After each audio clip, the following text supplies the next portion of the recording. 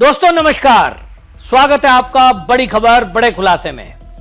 दोस्तों, चुनाव आयोग ने बिहार चुनाव से पहले यह घोषणा कर दी कि बिहार में जो वोटर लिस्ट है उसका गहन पुनरीक्षण होगा।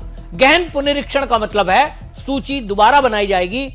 अधिकारी जो है घर घर जाएंगे, घर घर जाकर वेरिफिकेशन करेंगे और यह देखा जाएगा कि ये मूल निवासी यहीं के हैं या नहीं। और उसमें यह भी देखा जाएगा कि कोई फर्जी वोटर तो नहीं है। जब घर में जाना होगा तो माता पिता का आपको पता देना पड़ेगा। कोई विवाह करके लड़की अगर दूसरे घर में गई है तो उसको अपने परिवार की डिटेल देनी पड़ेगी। और ये सब गहन निरीक्षण के जैसे ही आदेश हुए, आरजेडी, कांग्रेस समेत पूरा विपक्ष बौखला गया। सुप्रीम कोर्ट में केस डाल दिया गया है जिसकी 10 जुलाई तारीख लगी है। कपिल सिब्बल, अभिषेक मनु सिंघवी, गोपाल शंकर नारायण, शादाब फरासत जैसे बड़े वकील अब सुप्रीम कोर्ट में चुनाव आयोग के इस फैसले को चुनौती दे रहे हैं। उनकी दलील है कि चुनाव आयोग ने जो ये फैसला दिया है पुनरीक्षण का, इसमें लोगों को दिक्कत होगी और वो कहते हैं साहब ये टाइम कम है। तीसरा, उन्होंने कहा कि ये जो है लिस्ट से बहुत लोगों को बाहर कर दिया जाएगा। इस सब दलील का चुनाव आयोग ने जवाब दिया है, लेकिन पवन खेड़ा जो कांग्रेस के प्रवक्ता हैं, उन्होंने इस पूरे पुनरीक्षण को साजिश बता दिया। जो चुनाव आयोग का यह फैसला है, उन्होंने बाकायदा मीडिया में प्रेस कॉन्फ्रेंस करके यह कह दिया कि आज भारतीय राष्ट्रीय कांग्रेस ने 9 अन्य विपक्षी दलों के साथ मिलकर चुनाव आयोग द्वारा दी जा रही त्रुटिपूर्ण और विनाशकारी बता रहे हैं उसे, विशेष गहन पुनरीक्षण को सर्वोच्च न्यायालय में चुनौती दी है। यह एक ऐसा अभ्यास है जो दुर्भाग्यपूर्ण है, मनमानी प्रक्रिया है। भारी संख्या में मतदाताओं के नाम मतदाता सूची से हटाए जाने की आशंका है। संपूर्ण विपक्ष इस जन विरोधी कवायद के खिलाफ एकजुट होकर खड़ा है। सुप्रीम कोर्ट ने इस मामले की सुनवाई के लिए 10 जुलाई को सूचीबद्ध किया है। सुनिए आप खुद पवन खेड़ा क्या कह रहे हैं। हम सब जा रहे हैं सुप्रीम कोर्ट, बिल्कुल। और मजाक बना दिया चुनाव आयोग। कभी विज्ञापन निकालते हैं, फिर दूसरे दिन उसी विज्ञापन के खिलाफ खुद ही स्टेटमेंट दे देते हैं। ये चुनाव आयोग तो मुझे लगता नहीं कि इन्हें कुछ हवा भी है, होश भी है कि कर क्या रहे हैं, कैसे करना चाहिए। हम बार बार ये आवाज उठा रहे हैं कि आप 25-30 दिन में ये कार्रवाई कैसे कर सकते हैं, जब पिछली बार ये कार्रवाई 1 साल लगा था इसमें। मॉनसून के 25 दिन में आप ये कार्रवाई कैसे कर पाएंगे। इसलिए अब हमें मजबूरन अदालत का भी दरवाजा खटखटाना पड़ा है। हम हर मंच से ये आवाज उठा रहे हैं।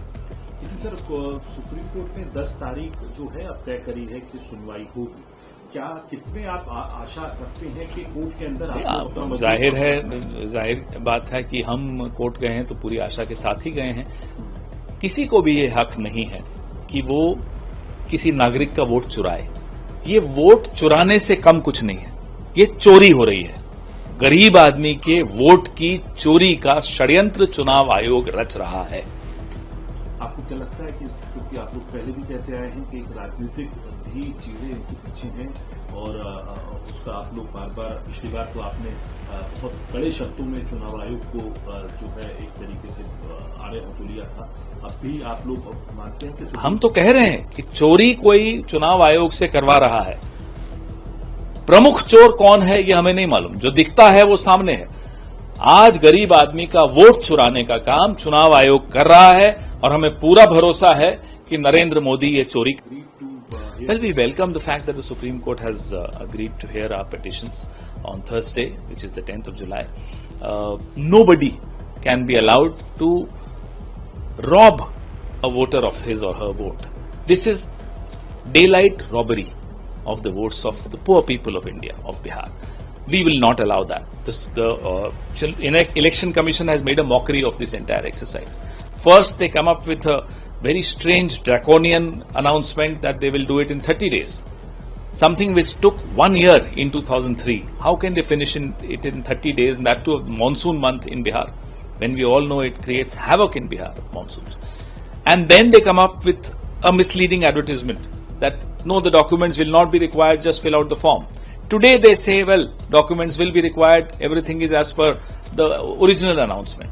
So this kind of a mockery, this kind of a robbery, daylight robbery, as I said, of the votes, the right to vote of the poor people of this state will not be allowed. But CEC is saying that they called an all-party meeting and all. सुना आपने, पवन खेड़ा चुनाव आयोग के पुनरीक्षण जो आदेश है, इसको ये बहुत चिंताजनक और एक षड्यंत्र बता रहे हैं। ये कह रहे हैं कि चुनाव आयोग जो बिचौलिए का काम कर रहा है। वो कहता है साहब पार्टी मिलकर बात करो। ये वही कांग्रेस है जिसके शासन काल में अब से पहले कई बार बिहार की लिस्ट का पुनरीक्षण हो चुका है। देश में कई जगह कई राज्यों का हो चुका है।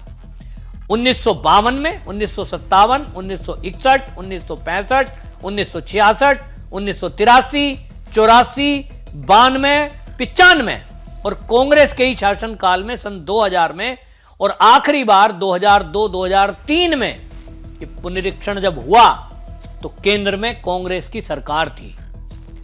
तो फिर पवन खेड़ा जो बौखला रहे हैं, जो चुनाव आयोग पर और भाजपा पर षड्यंत्र का आरोप लगा रहे हैं, इनसे सवाल है कि जब कांग्रेस के कार्यकाल में अब से 15 बार पुनरीक्षण लिस्टों का हुआ, सूचियों का हुआ, तो क्या कांग्रेस ने कोई षड्यंत्र किया था?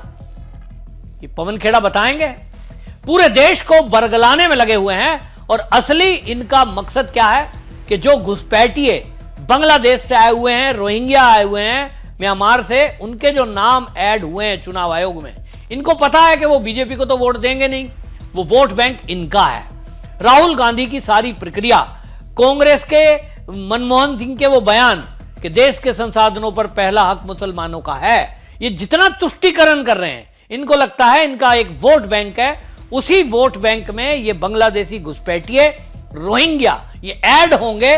और अगर पुनरीक्षण हो रहा है तो फिर चुनाव आयोग तो दस्तावेज मांग रहा है, चुनाव आयोग तो सबूत मांग रहा है कि आपका नाम वोटर लिस्ट में पिछले साल ऐड हुआ तो आपके पिता का पूरा पता डिटेल दीजिए।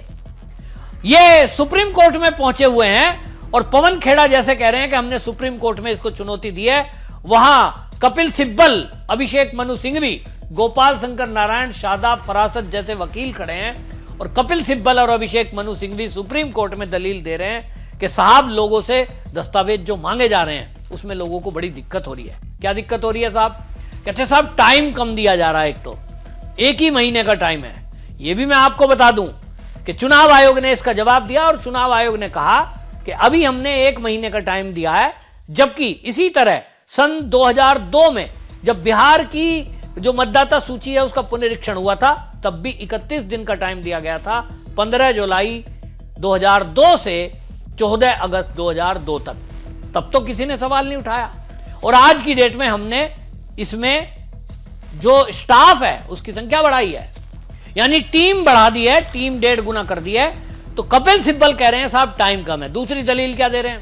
कह रहे हैं साहब सर्टिफिकेट जो मांगे जा रहे हैं वो साहब मांग रहे हैं उनसे के फोटो लगे हुए आप लाइए। चुनाव आयोग ने कहा, हमने तो साफ कहा है कि जिनके नाम 2003 की लिस्ट में ऐड हैं उनको एक्स्ट्रा सर्टिफिकेट कोई नहीं लाना, अपना एक कोई आईडी ले आइए और उसी एक आईडी के आधार पर अपलोड करिए। आपको उसमें हम कोई भी बाहर नहीं करने जा रहे हैं जो 2003 की लिस्ट में है। 2003 की सूची से चुनाव आयोग को कोई दिक्कत ही नहीं है। चुनाव आयोग का कहना यह है कि 2003 के बाद में अब तक 22 साल के अंदर बड़ी संख्या में बिहार की वोटर लिस्ट में जो बढ़ोतरी हुई है, असली मुद्दा तो वो है।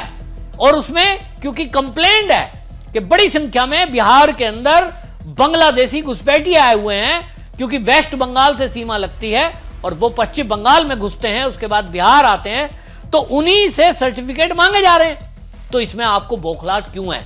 आप सोचिए जिस तरह की बातें की जा रही हैं और एक झूठ बरकलाया जा रहा है। यह विशेष पुनरीक्षण जो चुनाव आयोग का है, जैसा मैंने कहा कि यह अब के पहले कांग्रेस के कार्यकाल में कम से कम 15 बार हो चुका है। राज्यों की अगर पुनरीक्षण की बात करूं, गहन पुनरीक्षण की बात करूं तो वो भी अभी तक 12 बार हो चुका है। तो कांग्रेस के कार्यकाल में हो तो बिल्कुल ईमानदारी से हुआ है, मोदी के कार्यकाल में हो रहा है तो यह साजिश है। यह सवाल पूछा जाना चाहिए कि भाई आप जो है इस तरह की बकवासबाजी क्यों कर रहे हो? पवन खेड़ा का यह कहना अपने आप में यह बता रहा है कि पूरी तरह ये बौखला गए हैं कांग्रेसी। इनको समझ में आ रहा है आरजेडी हो, तेजस्वी यादव इसी तरह के सवाल उठा रहे हैं कि साहब ये जो वोटर लिस्ट है इसमें तो गड़बड़ी है, ये तो कुछ घपला कुछ नहीं है। इनको लगता है हमारा जो वोट बैंक है वो घुसपैठियों को वोट बैंक मान बैठे हैं। बांग्लादेशी घुसपैठी और रोहिंग्याओं को इन्होंने अपना वोट बैंक बना दिया, इतना तुष्टीकरण में नीचे गिर गए कि देश की सुरक्षा को खतरे में डाल दिया। तो सवाल उठना लाजमी है कि आखिरकार ये बौखलाहट क्यों है। ये कहते हैं साहब 8 करोड़ मतदाता हैं बिहार के, तो 1 महीने का समय दिया जा रहा है।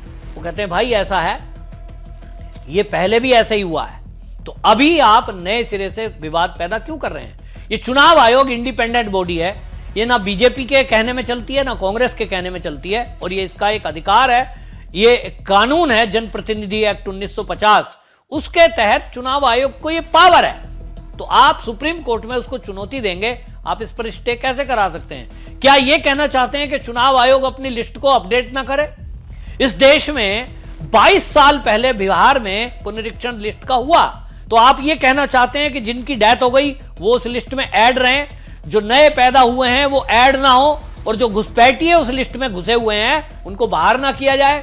इसलिए क्या सुप्रीम कोर्ट गए हैं। असल में अब सुप्रीम कोर्ट की तरफ निगाहें हैं कि 10 तारीख को जब केस लगेगा तो आखिरकार सुप्रीम कोर्ट इस पर क्या फैसला देता है। लेकिन देश की जनता को भी जानना चाहिए कि किस तरह से चुनाव आयोग जब घुसपैठियों पर प्रहार करना चाहता है, घुसपैठियां जो वोटर का अधिकार किसी दुनिया के देश में नहीं है, यहां भारत में षड्यंत्र के तहत विपक्षी पार्टियों ने उनको वोटर लिस्ट में ऐड किया, तो अब वो बाहर करने का आदेश चुनाव आयोग ने दिया है, तो ये सारी विपक्षी पार्टी बौखला रही है, सुप्रीम कोर्ट में चुनौती दी है। आप अपनी राय रखिए, क्या ये कपिल सिब्बल, अभिषेक मनु सिंघवी और पवन खेड़ा कांग्रेस सही कह रहे हैं, या आपको लगता है कि चुनाव आयोग का फैसला सही है। राय जरूर रखिए, वीडियो शेयर करिए। वंदे मातरम।